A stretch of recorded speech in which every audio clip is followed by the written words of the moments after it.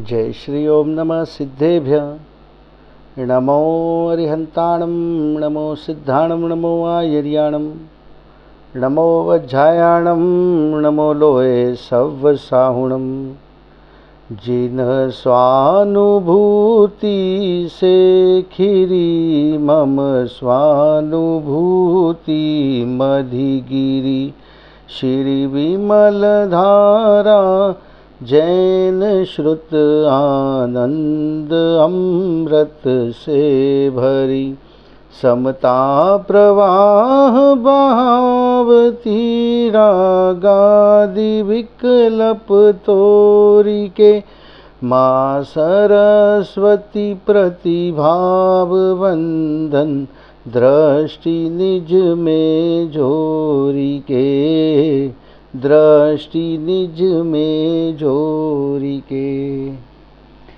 आचार्य वादीब सिंह सूरी द्वारा विरचित छत्र चूड़ामणि अपर नाम जीवंदर चरित्र, इस शास्त्र की या ग्रंथ की चर्चा वांछना हम लोग कर रहे हैं, जिसमें 10वें लंब के 49 श्लोक तक हमारी चर्चा हो चुकी है। और पिछला प्रकरण इस प्रकार से है कि जीवंदर कुमार ने दुष्ट काष्टांगार को मारकर राजपुरी नगरी का राज्य अपने अधीन कर लिया और वहाँ के राज्याभिषेक होने से पहले जिन मंदिरों के दर्शन किए, उसके पश्चात उनका राज्याभिषेक हुआ और राजा पद पर वो विराजमान हुए और फिर जनता की सेवा करने में मग्न हो गए। ठीक है, फिर आज से अपने को श्लोक नंबर 50 पेज नंबर 494 पर यहाँ से बात को आगे बढ़ाना है। ठीक है, काष्टांगार के मरण का सच्चा कारण। जिजीविषा प्रपंचेन जातोऽयं राजवंचकः काष्टांगारोऽपि नष्टो भूत् स्वयं नाशी हि नाशकम्। काष्टांगार के मृत्यु का या मरण का सच्चा कारण इस श्लोक में बताया जा रहा है। अन्वयार्थ, अपने जीने की इच्छा के विस्तार से राजा को धोखे से मारने वाला यह काष्टांगार भी मारा गया। देखिए, अब उसने सत्येंद्र राजा को मारा था राजपुरी नगरी का राज्य हासिल करने के लिए और धोखा देकर उनको मारा था सत्येंद्र कुमार को, और अब वो भी मर गया। अत्र नीति, निश्चय से दूसरे का नाश करने वाला अपना ही नाश करने वाला होता है।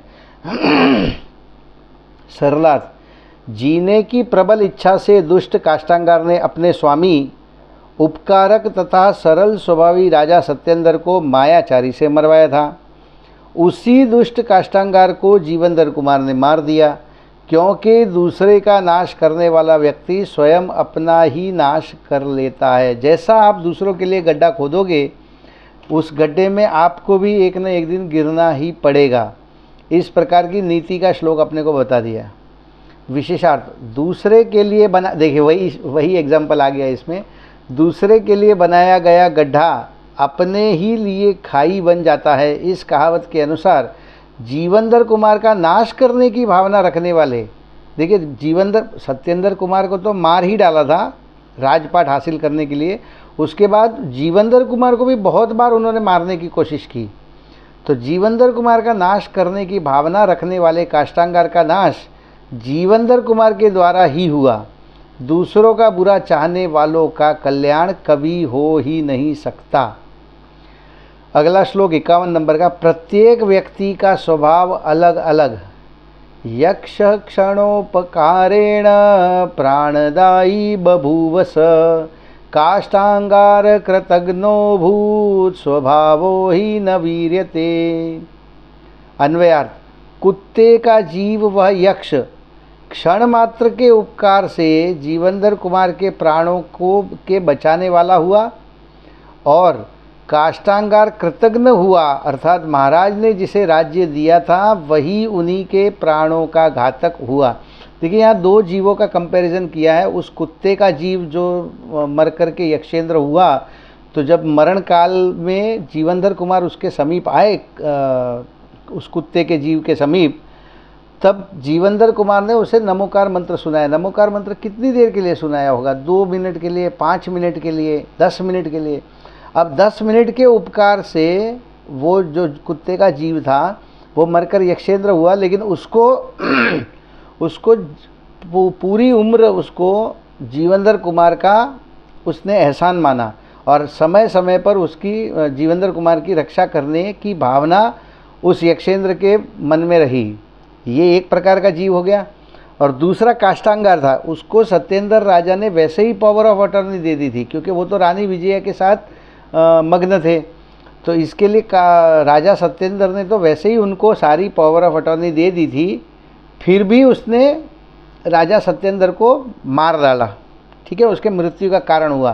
तो यहाँ पे दो प्रकार के जीवों का कंपैरिजन है कि एक मिनट के या कुछ क्षण मात्र के एहसान के लिए उसने उसकी पूरी ज़िंदगी उस यक्ष ने जीवेंद्र कुमार की सेवा करी, और यहाँ पे उसको राजपाट मिलने पर भी काष्टांगार ने राजा सत्येंद्र को मार दिया। अत्र नीति निश्चय से प्रकृति, स्वभाव या नियति किसी से भी बदला नहीं जा सकता। सरलार्थ, क्षण मात्र के उपकार के कारण यक्ष सुदर्शन जीवेंद्र कुमार के प्राणों का रक्षक हुआ, और बहुत उपकार करने वाले राजा सत्येंद्र के लिए कृतघ्न काष्टांगार घातक हुआ, क्योंकि जिस वस्तु का जो स्वभाव होता है वह किसी भी प्रकार बदला नहीं जा सकता। जिसका जो स्वभाव रहेगा वो वैसा ही रहेगा, उसके ऊपर कितना भी एहसान करो उसको कोई फर्क पड़ने वाला नहीं है। अपने दुनिया में एक कहावत बहुत प्रचलित है कि सांप को दूध पिलाओगे तो भी वो जहर ही उगलेगा, वो दूध नहीं उगलेगा वापस। विशेषार्थ, सज्जन स्वभाव वाले यक्ष ने अपने कुत्ते के पूर्व भव में मरण के समय जीवेंद्र कुमार ने नमोकार मंत्र सुनाकर जो उपकार किया था, उस उपकार के बदले जीवेंद्र कुमार के प्राणों की रक्षा की तथा अन्य अनेक प्रकार के उपकार जीवेंद्र कुमार के प्रति किए। राजा सत्येंद्र ने दुष्ट स्वभावी काष्टांगार को अपने विशाल राज्य का अनेक वर्षों तक शासक बनाया। इतना बड़ा उपकार करने पर भी कृतघ्न काष्टांगार ने उपकारी राजा सत्येंद्र के प्राणों का मायाचारी से घात कराया, क्योंकि सज्जन तथा दुर्जन मनुष्य का स्वभाव बदलने में कोई समर्थ नहीं हो सकता। अगला श्लोक देखते हैं 52 नंबर का। वस्तु का स्वभाव अपरिवर्तनीय, अपकारोपकाराभ्याम सदसंतो न भेदिनो, दग्धम च भाति कल्याणम केनारांग विशुद्धता। अन्वयार्थ, सज्जन और दुर्जन अपकार और उपकार करने से दुर्जन और सज्जन नहीं हो जाते, अर्थात सज्जनों के साथ अपकार करने से वह दुर्जन नहीं हो जाते और दुर्जनों के साथ उपकार करने से वे सज्जन नहीं हो जाते। देखिए क्या बता रहे हैं यहाँ पे कि आप सज्जन पुरुषों के प्रति कितना भी अपकार करें, उनकी कितनी भी अवहेलना करें, उनकी कितनी भी इंसल्ट करें, उनको उनके कामों में बाधा करें, फिर भी वे दुर्जन नहीं बन जाते। ठीक है ना। और दुर्जन मनुष्यों की आप कितनी भी सेवा करें, उनका कितना भी उपकार करें, वो सज्जन नहीं बन जाते। निश्चय से जला हुआ भी सोना शोभायमान होता है, किंतु कोयले में श्वेतपना किसी भी उपाय से नहीं आ सकता। क्या गजब का उपमा अलंकार दे दिया है। सोना यदि एकदम जला हुआ भी है तब भी वो मतलब पिघले हुए रूप में भी सोना काम में ही आएगा, और कोयला जो है उसको कितना भी प्रयास कर लो उसको सफ़ेद नहीं किया जा सकता। सरलार्थ, जैसे स्वर्ण तपाए जाने पर भी अपनी कांति और बहुमूल्यता को नहीं छोड़ता, कोयला किसी प्रकार और कभी भी उपकार से कोयला किसी प्रकार और कभी भी अपनी कालिमा को नहीं छोड़ता। सोना अपनी बहुमूल्यता नहीं छोड़ता, कांति नहीं छोड़ता, और कोयला जो है वो अपनी कालिमा नहीं छोड़ता। वैसे ही सज्जन मनुष्य का स्वभाव उपकार से और दुर्जन मनुष्य का स्वभाव अपकार से विपरीत नहीं होता, अर्थात बदलता नहीं है। सज्जन सज्जन ही रहता है और दुर्जन दुर्जन ही रहते हैं। विशेषार्थ, वस्तु अपने स्वभाव मात्र ही होती है। जैसे अग्नि का स्वभाव उष्णता है, यदि उष्णता का नाश हो जाए तो अग्नि की सत्ता ही नहीं रहेगी। वैसे ही कृतज्ञता सज्जन का स्वभाव है, यदि कृतज्ञता नहीं तो मनुष्य सज्जन कैसा। दुर्जन के स्वभाव के संबंध में भी ऐसा ही समझना चाहिए। देखिए, वस्तु अपना स्वभाव कभी नहीं छोड़ेगी। यहाँ पे अग्नि की उष्णता का एग्जाम्पल दिया गया, लेकिन आप किसी भी वस्तु में उसको लगा दीजिए। जैसे पानी जो है वो शीतलता उसका स्वभाव है, वो उस शीतलता कभी नहीं छोड़ेगा। मिश्री जो है उस मिठास उसका स्वभाव है, वो मिश्री मिठास कभी नहीं छोड़ेगी। यदि मिश्री मिठास छोड़ दे या अग्नि उष्णता छोड़ दे या पानी जो है वो शीतलता छोड़ दे तो फिर उनको अग्नि पानी मिश्री कोई कहेगा ही नहीं।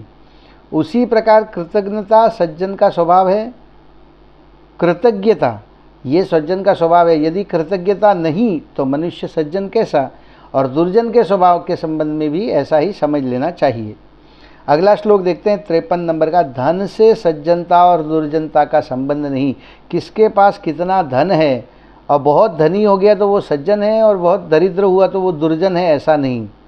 इसलिए धन से ना सज्जनता का या दुर्जनता का कोई भी संबंध है, ये प्रतिपादित करने वाला श्लोक है 53 नंबर का। पढ़ते हैं हम लोग। रिक्ता रिक्त दशायां च सदसंतो न भेदिनो खातापि नहीं नदी दत्ते पानीयम न पयोनिधि। अन्वयार्थ, धनी और निर्धन की अवस्था में भी सज्जन और दुर्जन भेदित नहीं होते, ठीक है ना। अर्थात निर्धन अवस्था में भी सज्जन उपकार ही करते हैं, परंतु दुर्जन धनयुक्त अवस्था में भी अपकार ही करते हैं।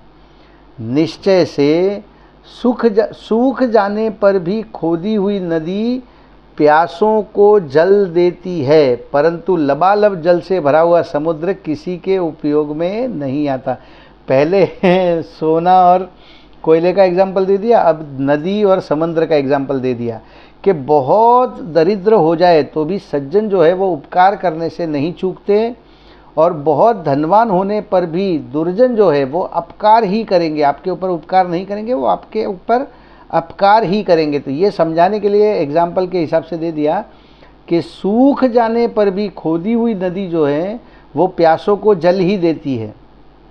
भले ही सूख गई है, बहुत कम पानी है, फिर भी वो जल देगी, किंतु लबालब जल से भरा हुआ समुद्र किसी के उपयोग में नहीं आता। पूरा समुद्र भरा पड़ा है, किसी को प्यास लगी है तो एक लोटा या एक गिलास पानी उस समुद्र में से पी सकता है? बिल्कुल नहीं पी सकता, क्योंकि उसका पानी जो है वो बहुत खारा होता है। सरलार्थ, जैसे नदी सूख जाने पर भी उसे खोदने से वह प्यासे पथिक को मीठा जल देती है, वैसे ही सज्जन मनुष्य निर्धन हो जाने पर भी दूसरों को यथाशक्ति मदद ही करते हैं। और जैसे अपरिमित खारे जल से भरा हुआ समुद्र प्यासे पाथिक की प्यास नहीं बुझा सकता, वैसे ही दुर्जन पुरुष धनवान होने पर भी दूसरों की कभी सहायता नहीं करते हैं। अगला श्लोक देखते हैं। इसमें 54 श्लोक पर हम लोग आ गए हैं। 61 श्लोक है, तो लगभग आज इसको हम पूरा कर लेंगे, इसलिए थोड़ा सा फास्ट चल रहे हैं। उत्तम राजा सभी को सुखदाता इतियम किम वदन्ति च तद्देशे शंभुदात्वभूत राजवंती सती भूमि कुतो वा न सुखायते। अन्वयार्थ, जीवनधर कुमार के राज्य में भी इस प्रकार यह कहावत सबको प्रिय हुई। अत्र नीति, निश्चय से उत्तम राजा से युक्त समीचीन पृथ्वी क्या प्रजा को सुख देने वाली नहीं होती, किंतु होती ही है।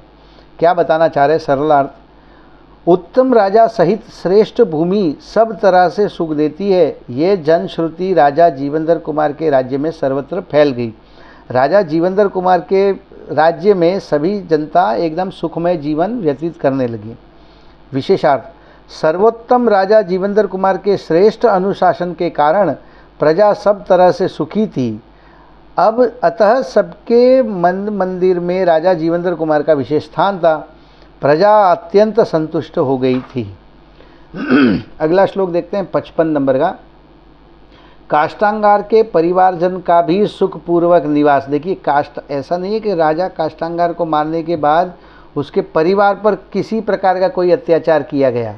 उसका जो परिवार था, पत्नी होंगे, बच्चे होंगे, दूसरे भी परिवारजन होंगे, उनको भी सुखपूर्वक निवास स्थान दिया गया था। काष्ठांगार कुटुंब्यस्याप्यनुमेने सुखासिकाम स्वस्थ स्थाने नोपि महाराजो न स्थाने रूट सताम। अन्वयार्थ, महाराज जीवनधर कुमार ने काष्ठांगार के कुटुंब को भी अपने ही स्थान में सुखपूर्वक रहने की अनुमति दे दी। जहाँ पे वो रह रहे थे उसी स्थान में उनको सुखपूर्वक रहने की अनुमति दे दी। अत्र नीति, निश्चय से सज्जन पुरुषों का क्रोध अयोग्य स्थान में नहीं होता। अयोग्य पुरुषों, अयोग मतलब जिसके ऊपर, जिससे आपको घृणा है उसके परिवारजन से घृणा करके तो कोई फायदा है नहीं, उसके ऊपर क्रोध करके कोई फायदा है नहीं। सरलार्थ, राजा जीवनधर कुमार ने काष्ठांगार के कुटुंबीजनों को अपने स्थान पर सुखपूर्वक निवास करने के लिए सानंद स्वीकृति प्रदान की, क्योंकि महापुरुषों का क्रोध निरपराधी जीवों पर कभी नहीं होता।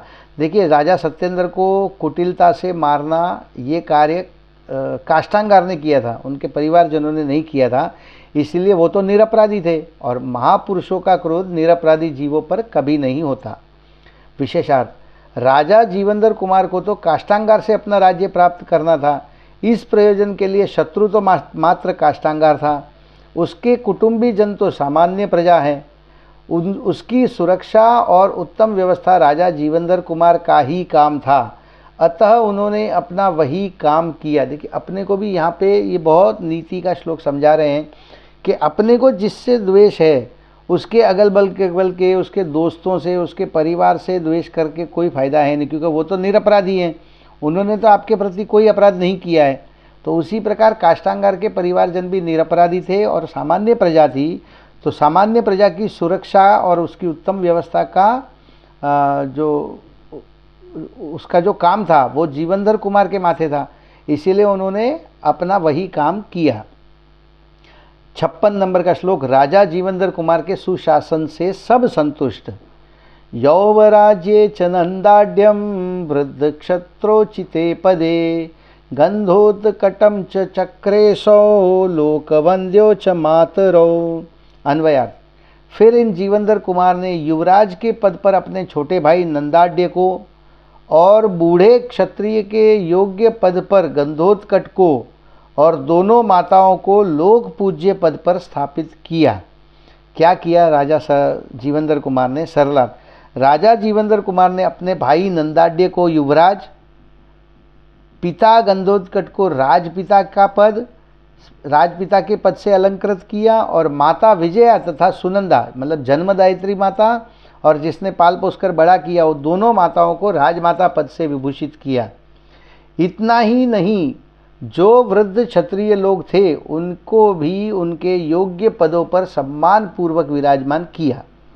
विशेषार्थ, इस दुनिया में कोई भी वस्तु व्यर्थ अर्थात निरुपयोगी नहीं है, मात्र वस्तु की उपयोगिता जानकर उसका उपयोग करने वाले नियोजक मनुष्य की कमी है। देखिए, कोई भी वस्तु निरुपयोगी नहीं होती। हम जो वस्तु कचरा समझकर फेंक देते हैं उसे भी भंगार खरीदने वाले भी लोग होते हैं, तो निरुपयोगी तो वो होती नहीं। मात्र क्या है कि उस वस्तु की उपयोगिता को जानकर, पहचान कर उसका उपयोग करने वाले नियोजक मनुष्य की कमी है जो उस वस्तु को पहचान सके। योग्य नियोजक व्यक्ति सब वस्तुओं का योग्य उपयोग करता है।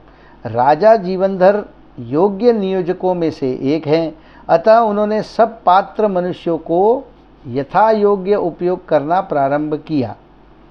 57 नंबर का श्लोक, राजा जीवनधर कुमार का प्रजा के हित में प्रथम प्रयास। अकराम क्रोध दात्रीन वर्षाणि द्वादशाप्ययम् महिर्षेषु व्यतिम तोयम न ही सद्यम प्रसिद्धति।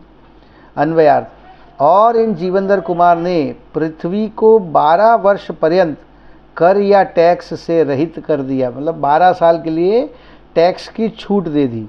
अत्र नीति, निश्चय से भैंसाओं से गंदा हुआ जल शीघ्र ही निर्मल होता है। क्या बताना चाह रहे मुझे भी समझ में नहीं आया, सरलार्थ देखते हैं। प्रजा को सुखी चाहने वाले दयालु राजा जीवनधर कुमार ने प्रजा के हितार्थ प्रजा को 12 वर्ष तक सब प्रकार के करों से मुक्त किया। क्योंकि भैंसों द्वारा गंदा किया गया सरोवर का जल अल्पकाल में ही स्वच्छ नहीं हो पाता। ये क्या अलंकार उपमा दे रहे हैं कि काष्टांगार ने बहुत सारा टैक्स बहुत वर्षों तक जनता से वसूल किया था, ठीक है, तो लोगों में त्राहिमाम था, लोगों की आय बहुत कम हो गई थी, इसीलिए जीवेंद्र कुमार ने 12 वर्ष की टैक्स की छूट दे दी। फिर एग्जाम्पल ये बता दिया कि भैंसों द्वारा गंदा किया सरोवर, यदि तालाब में, नदी में, जिस जगह पर भी भैंसों ने स्नान किया है या उन भैंसों ने उस नदी को गंदा किया है, तो वो जल्दी साफ़ नहीं होगा, उसको साफ़ करने में थोड़ा समय लगता है। विशेषार्थ, सरोवर के स्वच्छ जल को तो मात्र पानी चाहिए, किंतु मोटी बुद्धि वाले भैंसे पानी पीकर उसे गंदा कर देते हैं। वह सरोवर दीर्घ काल बीत जाने पर ही स्वच्छ होता है, मतलब उसको स्वच्छ करने के लिए बहुत समय लगता है।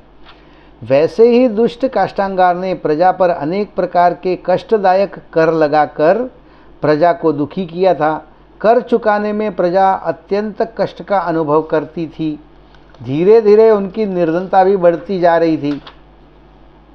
इस कारण प्रजा बहुत दुखी और असंतुष्ट थी।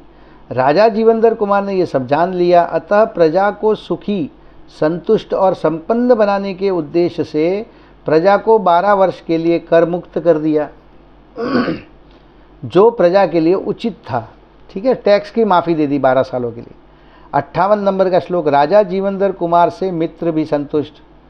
पद्मवक्त्रादिमुत्रेभ्यो यथा योग्य मदात्पदम अविशेष परिज्ञानेन ही लोको निर्रज्यते।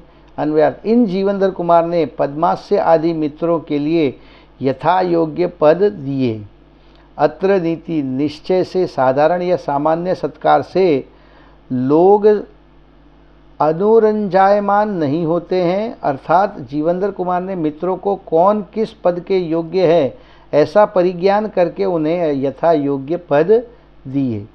सरलार्थ, राजा जीवेंद्र कुमार ने अपने पद्मास्य आदि अनेक मित्रों को भी उनकी पात्रता के अनुसार सम्मान सहित योग्य स्थान देकर उनका उत्साह बढ़ाया, क्योंकि छोटे बड़े सभी के साथ समान व्यवहार करने से जन समुदाय संतुष्ट नहीं होता। सबको एक समान व्यवहार करने से लोग संतुष्ट नहीं होते। जो योग्य है, जो बहुत कुशल है, उनको उस प्रकार के कुशल कार्य में या कुशल पद पर उनको बिठाना चाहिए। विशेषार्थ, जन समुदाय अर्थात सामान्य जनता प्रायः अपना सम्मान नहीं चाहती, परंतु जो कोई विशिष्ट गुण संपन्न है उन मनुष्यों का सम्मान अवश्य चाहती है। अतः योग्य शासकों का कर्तव्य है कि वह गुणी लोगों को उनकी पात्रता के अनुसार सम्मानित अवश्य करें। 59 नंबर का श्लोक, राजा जीवेंद्र कुमार द्वारा अपनी पत्नियों को बुलाना। पद्मदयोऽपि तद्देव्य समागत्य तदाज्ञया तम समीक्ष्य शणे चास क्षीणखीला मनोव्यथा। अन्वयार्थ, उस समय राजा जीवेंद्र कुमार की आज्ञा से उनकी पद्मा आदि स्त्रियां आकर उन जीवेंद्र कुमार को देखकर उसी समय तत्काल संपूर्ण मन की पीड़ा से रहित हुई। उन्होंने अपनी पत्नियों को बुलाया, पद्मा आदि जो उनकी 8 पत्नियां हैं उनको बुलाकर अपने समीप बुलाया, तो जैसे ही उनको देखा सभी लोग मन की पीड़ा से रहित हुई। सरला, राजा जीवेंद्र कुमार की आज्ञा अनुसार उनकी पद्मा आदि 7 पत्नियां रानियां को अपने अपने पितृगृह या पियर से बुलवा लिया गया। सभी रानियां अपने प्रिय पति राजा जीवेंद्र कुमार के पास आ गईं। उन्होंने अपने पति देव को राज सिंहासन पर बैठे हुए देखकर तत्काल अत्यंत आनंद का अनुभव किया और वे वियोगजन्य दुख को भूल गई थी। देखिए, इनको राजा काष्टांगार से युद्ध करना था, इसीलिए जहाँ जहाँ भी शादी कर रहे थे सभी पत्नियों को अपने पियर में रख के आ रहे थे, आगे बढ़ रहे थे। अब राजा काष्टांगार को मारकर ये जीवेंद्र कुमार स्वयं राजा बन गए, तो उन्होंने अपनी पत्नियों को पियर से बुला लिया। आकर उन पत्नियों ने देखा कि जीवेंद्र कुमार राजा बन गए, राज्य सिंहासन पर बैठे हुए हैं। ये देखकर सभी को तत्काल आनंद हुआ और वियोगजन्य दुख दूर हुआ। 60 नंबर का श्लोक, सुख दुख का परस्पर संबंध। चिरस्थायपि नष्टं स्याद्विरोधार्थ हि वीक्ष्यते सन्निधावपि दीपस्य किं तमिस्र गुहामुखम। अन्वयार्थ, निश्चय से विरुद्ध पदार्थ के देखने पर चिरकाल से स्थित पदार्थ भी नष्ट हो जाते हैं। अर्थात थोड़ा सा सुख मिलने पर, क्या बताना चाह रहे हैं, थोड़ा सा सुख मिलने से पूर्व के सब दुख भूल जाते हैं। दीपक के समीप आने पर भी क्या गुफाओं का मुख अंधकार सहित रह सकता है। गुफाएं जो हैं वो बहुत लंबे लंबे काल तक अंधकार में रहती हैं, क्योंकि उसमें कोई रोशनी होती नहीं। लेकिन जैसे ही दीपक लेके जाएंगे उसके द्वार के मुख पर, तो क्या वो अंधकार में रह सकती है? बिल्कुल नहीं रह सकती। सरलार्थ, जैसे अंधकार से परिपूर्ण व्याप्त गुफा के समीप दीपक लाने पर अंधकार स्वयमेव ही निकल कर भाग जाता है, वैसे ही दुख के विरोधी सुख के आगमन से ही चिरस्थायी दुख स्वयमेव ही भाग जाता है। बहुत लंबे काल का दुख हो, मगर तत्काल अपने को तुरंत कोई सुखद अनुभव हो, तो चिरकाल का दुख भी जो है वो क्षण मात्र में भाग जाता है। विशेषार्थ, पद्मा आदि पत्नियां अपने स्वामी जीवनधर कुमार के वियोग से अत्यंत दुखी थी, किंतु अब पति का संयोग होते ही उनका वियोगजन्य दुख तत्काल ही नष्ट हो गया। यहाँ दुख को अंधकार और सुख को दीपक की उपमा दी है। जीवनधर कुमार की सभी पत्नियों को अपने पतिदेव को राजा के रूप में देखकर अत्यंत हर्ष हुआ, जो स्वाभाविक ही है। अब ये इस 10वें लंब का आखिरी श्लोक है, 61 नंबर का श्लोक। राजा जीवनधर कुमार का 8वां विवाह सत्येंद्र कुमार ने रानी विजया के स्वप्न के फल में बताया था कि अपने जो पुत्र रत्न होगा उसकी 8 विवाह होंगे, 8 पत्नियां होंगी। तो ये 8वां विवाह यहाँ पे होने जा रहा है। अथायम नुवते पुत्रीम दत्ता गोविंद भूभुजा पर्यणेशीन महाराज पार्थिवै वीर हाथोत्सव। जो गोविंदराज उनके मामा थे, उन्होंने घोषणा स्वयंवर की थी कि मैं अपनी पुत्री दूंगा, तो उसी पुत्री से अब जीवनधर कुमार का विवाह हो रहा है। इसके अनंतर राजाओं ने किया है उत्सव जिनके लिए, ऐसे इन महाराज जीवनधर कुमार ने गोविंदराज से दी हुई नुवती की पुत्री लक्ष्मणा को विधि पूर्वक ब्याह। उनकी पुत्री का नाम लक्ष्मणा और पत्नी का नाम, मतलब राजा गोविंदराज की पत्नी नुवती, गोविंदराज और नुवती की पुत्री लक्ष्मणा से ब्याह किया। सरलार्थ, महाराजा जीवनधर कुमार के अधीनस्थ समस्त राजाओं ने उन्हें राज्य पद मिलते ही आनंद महोत्सव मनाया। तदनंतर कुछ समय पश्चात राजा जीवनधर कुमार ने अपनी मामी नुवती की सुपुत्री लक्ष्मणा, जिसे मामा राजा गोविंदराज ने समर्पित किया, उसका विधि पूर्वक वरण किया। विशेषार्थ, जीवनधर कुमार ने राजा बनने के पूर्व ही 7 कन्याओं के साथ विवाह किए हैं। अब राजा होने पर अपने मामा की पुत्री लक्ष्मणा के साथ विधि पूर्वक 8वां एवं अंतिम विवाह किया। यहाँ पे ये 10वां लंब जो है वो समाप्त हुआ। कल से अपने 11वां लंब प्रारंभ करेंगे। इति श्री वादीव सिंह सूरी विरचिते क्षत्र चूड़ामणौ लक्ष्मणा लंभो नाम 10वां लंब समाप्तः। अब विशेष चर्चा अपन कल करेंगे। अभी की बात को यहीं समाप्त करते हैं। जिनवाणी स्तुति। हे जिनवाणी भारती तो हे जपूं दिन रैन, जो तेरी शरणाग्रहे सो पावे सुख चैन। जावाणी के ज्ञान ते सूझे लोकालोक, सो वाणी मस्तक नमूं सदा देत हूँ ढोक, सदा देत हूँ ढोक। बोलिए जिनवाणी मात की जय हो।